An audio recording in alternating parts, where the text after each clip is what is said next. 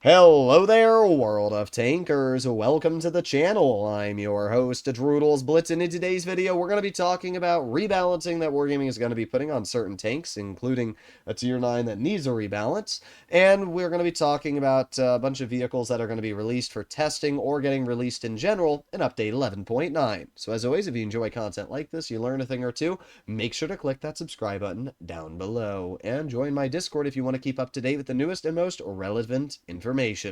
So with that being said, starting off, tank releases in update 11.9.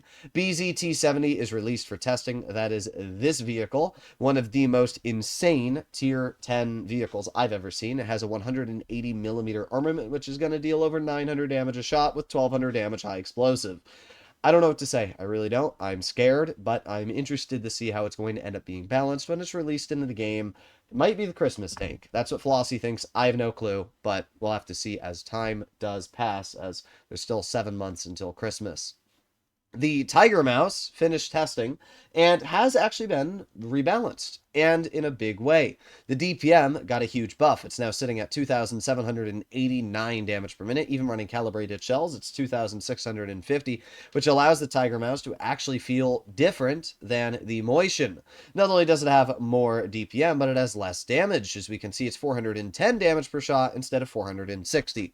So Wargaming did actually make the vehicle different, which I'm happy about. I'm glad it's not just the same reskinned vehicle, but worse, because that's what it originally was. The Tiger Mouse was simply just a worse Moishen, but Wargaming has clearly put an effort to change it. They've made it a different vehicle. I have to give them credit. It does actually look quite fun now with the high DPM, with the lower damage per shot. It's going to allow the tank to be really dangerous, but God, 750 alpha or shell velocity, that's terrible. And the gold at 600. I don't know what's up with Wargaming making these new tier 9s and 10s have terrible shell velocity, but yeah, it's pretty tragic. Dispersion, pretty good though, I will say, because it's a less alpha. It has pretty good dispersion. By the way, the vehicle can run sandbags, which is really nice as we can see. So you can be sitting at a huge chunk of HP at 2,562. You can get that even higher, 2,600. That's a lot of health. So I'm actually interested to see how the vehicle is going to play. Looks pretty dang fun though. And how about the armor? What are we looking at here armor-wise? Well, upper plate 337, that's pretty good. Although the turret cheeks are pretty awful at only 250. So it definitely seems to have worse armor than the Moishen, but to make up for that, it has more mobility, higher DPM. I'm excited to see how it's going to play, because I think it actually could be a pretty fun vehicle. We have the Tiger One tutorial tank. It's a reskin that can be played in pubs. It's interesting that these are coming into the game, because I had a conversation with the Wargaming CC manager about maybe 3 or 4 months ago, and he told me I could make a video on these vehicles and that they were not coming into the game. And they are coming into the game. And I was pretty sure of this because I had seen in Reforged a sneak peek of these vehicles being in the sets.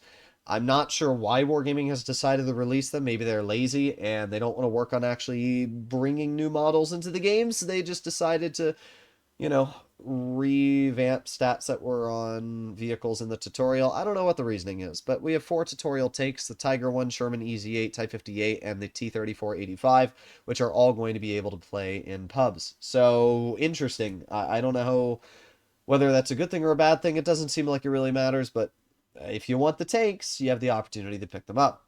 We have the T-69, which is getting PBR, the STA-1, and the Jagdpanther 2. All of those vehicles are getting PBR. Moving down, apparently the Super Test team listened to community feedback. Well, I'm going to be honest, I don't think the community was saying a lot of these vehicles need buffs, but what do I know? First of all, we have the AMX CDC. This vehicle has better reload and slightly better traverse buff. What? The traverse does not need buff. I'm sorry, it doesn't need a buff speed, and the reload doesn't need a buff. It's good DPM already. I mean, it's welcomed, but really what the AMX CDC needs, and this is pretty obvious to anybody that has played the tank, is two things. A, give it spall liner, and B, give the vehicle better on movement dispersion. Those two things would allow the AMX CDC to actually be a really, really competent vehicle. That's all you gotta do. When it comes to the Ball Chatillon 25-ton Avenir, its reverse speed is getting buffed to 22 kilometers per hour. The on-movement dispersion is getting buffed to 0.12, which is really what it's needed for a while. I made my video just the other day, posted on the Avenir, and why it's an utter pile of trash when it comes to reverse and overall traverse. And then you have the turret dispersion as well, which is getting buffed. So, in other words, it's getting the buffs that it originally deserved. It's really nice to see Wargaming actually buffing a tank that needed them. Turtle Mark 1 is getting a reload reduction, and its superstructure top ridge thickness is getting buffed. I don't really think it needed a superstructure buff. I do think the DPM buff is welcome. What I would have done instead of the superstructure is give it better on-movement dispersion and better base dispersion. It's really inaccurate for what is a super slow tank destroyer. I think it should be more accurate. Same thing with the TS5, but I'm not against those buffs. The T-34 is getting a top speed buff to 32. Its reload is getting half a second better, and its aim time is getting better. That's a huge buff overall. T-34 1776 is getting a hull armor buff from 106 to 136 millimeters. I'm not sure what the 73 to 103 millimeters are. This isn't entirely helpful, but either way, it's getting hull armor buffs. I would assume the lower plate is 73. That's getting buffed to 100, and the upper plate's getting buffed to 140. That's actually big, especially if you're slightly angling it. I'm not sure exactly what the effective thickness will be, but it's going to be a big buff. I think the T-34, though, not the 1776, but just the base T-34 will be much better off due to the fact it's going to have better reload, it's going to have better aiming time, and a better amount of mobility. The IS-6 and IS-6 Fearless is getting more armor buffs. The vehicle already had an armor buff about 2 years ago, and it actually gave it really good armor. So I'm interested to see what this armor buff is going to do, because it could make it insanely strong. It's also getting half a second off of the reload, and it's getting more APCR pen, and more premium pen by 15 millimeters. It already has like 307 mils of premium pen. It doesn't need 320 mils of gold. But what do I know? Either way, it's getting big pens when it comes to the gun. IS-5 is getting 60 more horsepower. Armor's buffed. The hard terrain resistances are getting buffed. Its traverse speed is getting buffed, and it's getting 50 more hit points. That's good. I think all of those are welcome buffs, so I got no complaints there. T-44-100, turret armor is getting a 20 mil buff. Who cares? The mantlet is getting buffed, though. That's big, so the mantlet's going to be 160 millimeters. I still don't know if that's going to stop you from, being good and getting bounces, but we'll see. The reload is getting a second shaved off. That's really nice, and it's getting 6 degrees of gun depression.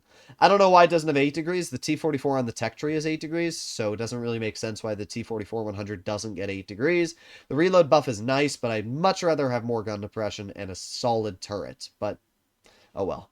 Object 452K. This one's interesting. I really like the 452K. In my opinion, it's already one of the strongest tier 9s in the game, and it's getting a reload buff of almost a second shaved off of it. Like, the 452 is already pretty dang good. I know Flossie really likes it too after Wargaming buffed its base dispersion, so seeing it now getting combat stabilization and better DPM, 452K might be one of the best tier 9s to get your hands on.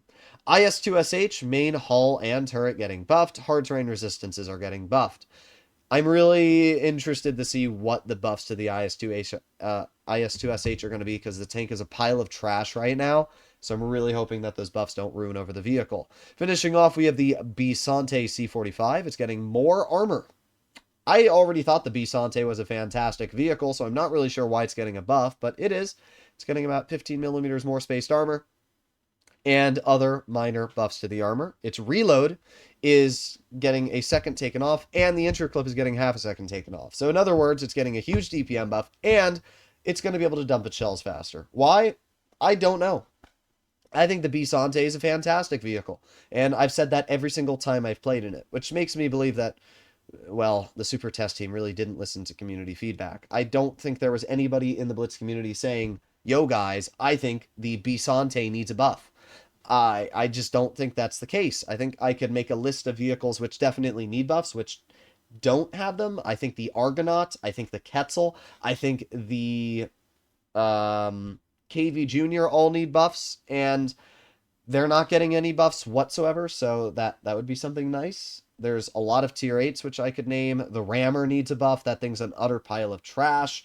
There's plenty of tier 9s I can name. So, yeah, like the BZ58-2, for example. The BZ58-2 should have a stronger upper plate on the turret, because you can overmatch it with like a 120 millimeter. It's stupid. So there's a lot of balance changes that I get, but like some of them are important. I do agree with, a lot of these, but there should have been more on the list, and there should have been, like, the 452 did not need a buff, the Bisante did not need a buff, so I don't know. You guys can let me know what you guys think, but I think there's more vehicles that should have been added to the list. Either way, I think these are all good for the game, so you can let me know your personal feelings. Hopefully you enjoyed the video, and I'll see you all in the next one. Bye-bye.